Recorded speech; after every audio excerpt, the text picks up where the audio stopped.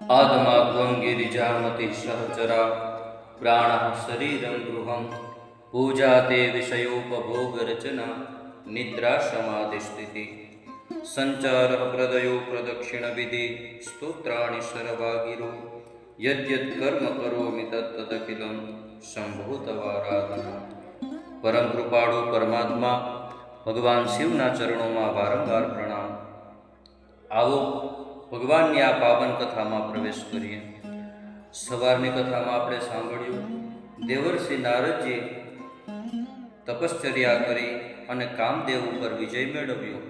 તેના ગર્વથી ત્રણેય દેવતાઓ પાસે જઈ અને પોતાના તપના વખાણ કર્યા અને પોતે ગર્વમાં ભગવાનની કૃપા ભૂલી ગયા।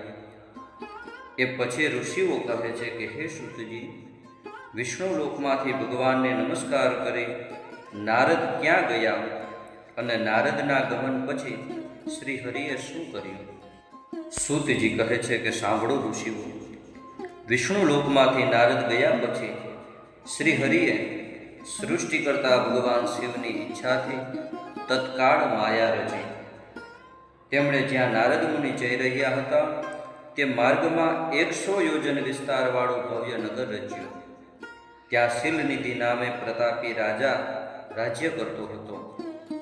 રાજાના ઐશ્વર્યનો કોઈ પાર ન હતો। તેણે પોતાની કુંવરી માટે સ્વયંવર યોજ્યો હતો।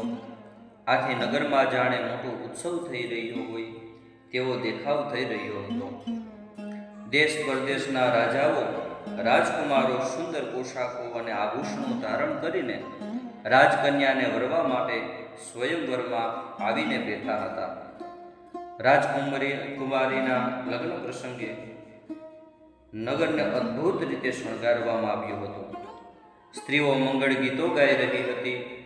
વાતાવરણમાં મનને આનંદ પમાડે તેવો સુગંધિત પવન વાઈ રહ્યો હતો। કર્ણપ્રિય વાજિંત્રો વાગી રહ્યા હતા। માર્ગમાં આવું રમણીય નગર જોતા જ નારદજી મોહ પામીને નગરમાં પ્રવેશ્યા।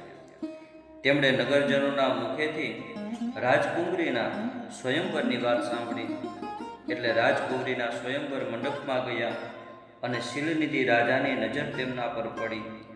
રાજાએ ઉઠીને સામા આવી શ્રેષ્ઠ મુનિને સત્કાર્યા અને સિંહાસન પર બેસાડી તેમનું પૂજન કર્યું। પછી જેના માટે સ્વયંવર યોજ્યો હતો તે કુંવરી શ્રીમતીને બોલાવી નારદ મુનિના ચરણોમાં દંડવત પ્રણામ કરાવ્યા। રાજાએ 2 હાથ જોડીને કહ્યું કે આ મારી પુત્રી શ્રીમતી છે। તેના લગ્ન યોગ્ય વયની થવાથી તેના વરની પસંદગી માટે અહીં સ્વયંવર યોજ્યો છે। હે મહર્ષિ, આપ જ્યારે અહીં પધાર્યા છો તો શ્રીમતીનું ભાગ્ય આદરથી કહો। સાથે સાથે એ પણ જણાવો કે તેને કેવો વર પ્રાપ્ત થશે।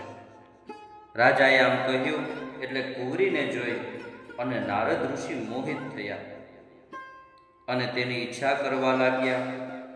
પણ નારદજી છે રાજાને કહે છે કે હે રાજન, તારી આ કન્યા સુલક્ષણી અને અતિ ભાગ્યવંત છે, એટલે તેને તો ભગવાન શંકર જેવો સર્વેશ્વર વીર અને દેવોમાં શ્રેષ્ઠ એવો પતિ મળશે।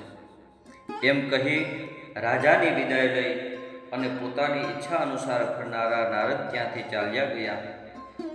પણ રસ્તામાં નારદજીને આ કુંવરીના જ વિચાર આવતા હતા। તેઓ શિવની માયાથી મોહ પામી અત્યંત મોહિત બની ગયા। એવું જ વિચારતા હતા કે હું આ રાજકુંવરીને કેવી રીતે પ્રાપ્ત કરી શકું। સવારની કથામાં આપણે સાંભળ્યું કે નારદજી તપશ્ચર્યા કર્યા પછી કેવી રીતે કામદેવ ઉપર વિજય મેળવ્યો એનો ગર્વ કરતા હતા। એ ગર્વ દૂર કરવા માટે શિવે આવી બધી માયા કરી છે। પરંતુ સ્વયંવરમાં તો સોહામણા રાજકુમારો આવેલા છે, તેને મૂકી અને રાજકુમારી મને વરમાળા કેવી રીતે પહેરાવશે? સ્ત્રીઓ તો રૂપને જોઈને મોહાય છે, આવું મનમાં નારદજી વિચાર કરે છે। હું કોઈ ઉપાયે રૂપાળો બનું તો કુંવરી મને જરૂર વરે। તેમણે વિષ્ણુ જેવું રૂપ ધરવા વિચાર્યું। એટલા માટે તે વિષ્ણુ લોકમાં ભગવાન વિષ્ણુ પાસે પહોંચી ગયા અને શ્રી હરિને દંડવત પ્રણામ કરીને બોલ્યા, ભગવાન, મારે કંઈ કહેવું છે, પણ તે એકાંતમાં કહેવું છે. નારદના વચનને માન આપી લક્ષ્મીપતિ શ્રી હરિ આસન ઉપરથી ઉઠીને નારદજી સાથે એકાંતમાં ગયા અને મુનિને આસન આપી પોતે પણ આસને બેસી મહામુને બોલો, તમારે શું કહેવું છે?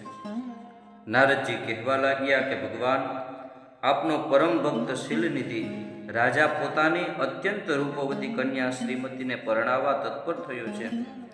તેણે પોતાની પુત્રીની ઈચ્છાથી સ્વયંવર રાખ્યો છે. હું આપનો પ્રિય સેવક છું, તો કૃપા કરીને આપ મને આપનું રૂપ આપો. તો કુંવરી શ્રીમતી બધાને ત્યજીને સ્વયંવર મંડપમાં મને જ વરમાળા આરોપે.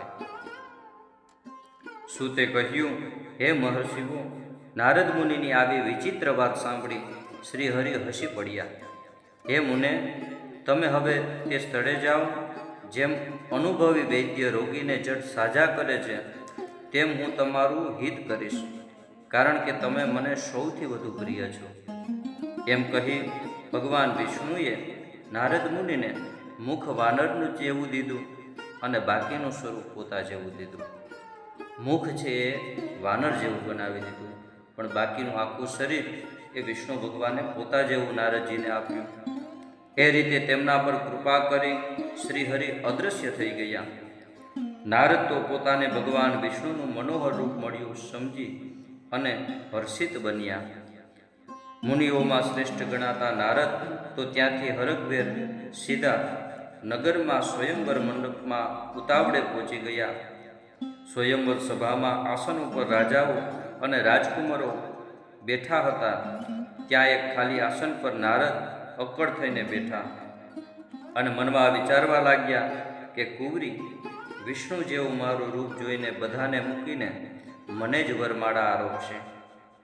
તે મનમાં આવું વિચારતા હતા, પણ પોતાના કદરૂપાપણાની હજી સુધી તેમને ખબર ન હતી. નારદના રૂપની ખૂબી એ હતી કે ત્યાં બેઠેલા બધાય નારદને તેમના અસલ સ્વરૂપમાં જ જોતા હતા, એટલે મુખાકૃતિનો ભેદ કોઈ જાણી શક્યા નહીં. સ્વયંવર સભામાં રુદ્રના 2 પાર્ષદો બ્રાહ્મણ રૂપ ગુપ્ત રીતે આવ્યા હતા. તેઓ મહર્ષિ નારદને મોહિત બનેલા જાણી જ્યાં નારદ બેઠા હતા તેની પાછળ ઊભા રહીને વાર્તાલાપ કરવા લાગ્યા. અરે જોયું, આ નારદ મુનિનું દળ આબેહૂબ ભગવાન વિષ્ણુ જેવું છે, પરંતુ એક વાતની ખામી છે. ભગવાન જેવું શરીર મળવા છતાં આનું મોઢું વાનર જેવું છે, કદરૂપું છે, અને આવા મોઢે તે અપ્સરા જેવી રાજકુંવરીને પરણવાય છે. નારદ મુનિએ આ વાર્તાલાપ સાંભળ્યું, પરંતુ નારદ મુનિ એટલા મોહિત થઈ ગયા હતા કે આ વાતમાં એને ધ્યાન જ ન આપ્યું, અને એ તો રાહ જોવા લાગ્યા કે ક્યારે કુંવરી આવે અને ક્યારે વરમાળા પહેરાવે. ત્યાં તો રાજકુંવરી શ્રીમતી હાથમાં સુવર્ણ માળા લઈને તેની સહેલીઓ સાથે અંતઃપુરમાંથી મંડપમાં આવી પહોંચી. તે બધાને જુએ, બધા તેને જુએ એ રીતે મંડપની મધ્યમાં સખીવૃંદ સાથે ઊભી રહી. ચારે બાજુ દ્રષ્ટિ કરી સુવર્ણ માળા લઈ અને વરની પસંદગી કરવા સભામાં ફરવા લાગી. ફરતી ફરતી તે નારદ પાસે આવી. તેમનું સ્વરૂપ વાનર જેવું અને ધડ વિષ્ણુ જેવું વિચિત્ર હતું, તેથી એ મનમાં હસી અને મોઢું ફેરવીને આગળ વધી ગઈ. આવું થયું એટલે નારદજીની દશા જોવા જેવી થઈ ગઈ. પેલા 2 રુદ્રના દૂતો પણ તેમની પાછળ ઊભા હતા. તે નારદની વ્યથા જોઈ અને મનમાં હસવા લાગ્યા. આમાં ખરો વાક તો નારદજીનો જ હતો, કારણ કે નારદ જેવા મુનિને તેઓ કુંવરી પર મોહિત થયા હતા. રાજકુમારી આખા મંડપમાં ફરી વળી, પણ કોઈ યોગ્ય વર જોવામાં ન આવ્યું. ત્યારે ભગવાન વિષ્ણુ એક રાજાની વેશભૂષામાં કોઈ પણ તેમને જોઈ ન શકે તેવી રીતે મંડપમાં પ્રવેશ કર્યો. કુંવરીનું ધ્યાન ભગવાન ઉપર ગયું અને ભગવાનનું ધ્યાન એમની દૃષ્ટિ આ કુંવરી ઉપર ગઈ. પ્રથમ દ્રષ્ટિએ જ પ્રસન્ન થઈ અને રાજકુમારી ભગવાનના ગળામાં વરમાળા આરોપી દીધી. તે સાથે જ રાજાના સ્વરૂપમાં આવેલા ભગવાન વિષ્ણુએ તે કન્યાને લઈ અને પોતાના ધામમાં જતા રહ્યા. બાકી બધા રાજાઓ નિરાશ થઈ પોતપોતાના ઘરે જતા રહ્યા. નારદજીની વેદનાનો પાર રહ્યો નહીં. પાછળ રહેલા રુદ્રગણોએ હવે નારદજીનું ધ્યાન દોરવા કહ્યું કે હે નારદ મુનિ, તમારો કુંવરી પ્રત્યેનો મોહ વ્યર્થ છે. કુંવરી તમારા જેવાને નહીં અને સુંદર સોહામણા વરને જ વરે. જરા તમારું વાનર જેવું મુખ તો જુઓ. આવી શકલ જોઈને કુંવરી શી રીતે તમને વરમાળા પહેરાવવાની હતી? સૂત બોલ્યા કે હે મહર્ષિઓ, તે બંનેનું કહેવું સાંભળી નારદજી ચોંકી ગયા. તેમણે જળપાત્રમાં પોતાનું મોઢું જોયું. તે બરાબર વાનર જેવું જ હતું. તેમને થયું કે આ બંને ભરસભામાં મારી હાંસી ઉડાવી છે, તો તેમને તેનું કટુ ફળ મળવું જોઈએ. નારદે ક્રોધાવેશમાં તે બંને રુદ્રગણોને શ્રાપ આપ્યો કે તમે બંનેએ મારી બ્રાહ્મણની મસ્કરી કરી છે, માટે તમે બંને બ્રાહ્મણના કુળમાં જન્મી બ્રાહ્મણ જેવી જ આકૃતિવાળા રાક્ષસ થજો. નારદજીનું મોં વાંદરા જેવું થઈ જવાથી તેમણે આવો શ્રાપ આપ્યો હતો. બંને શિવગણોએ પોતાને મળેલ શાપ સાંભળ્યો, છતાં પણ જ્ઞાનીઓમાં અતિશ્રેષ્ઠ તે બંને રુદ્રગણો નારદને મોહ પામેલા જાણી કાંઈ જ બોલ્યા નહીં. પછી તે બંને ઉદાસ ભાવે પોતાના સ્થાને ગયા અને આ બધું ભગવાન શિવની ઈચ્છાથી થાય છે એમ માનીને નિરંતર સદાશિવની સ્તુતિ કરવા લાગ્યા. તો મિત્રો, આજની કથામાં આટલું જ. ફરીથી મળીશું ભગવાન શિવની ભક્તિ સાથે. ત્યાં સુધી બધાને જય માતાજી, જય દ્વારકાધીશ અને મહાદેવ કર.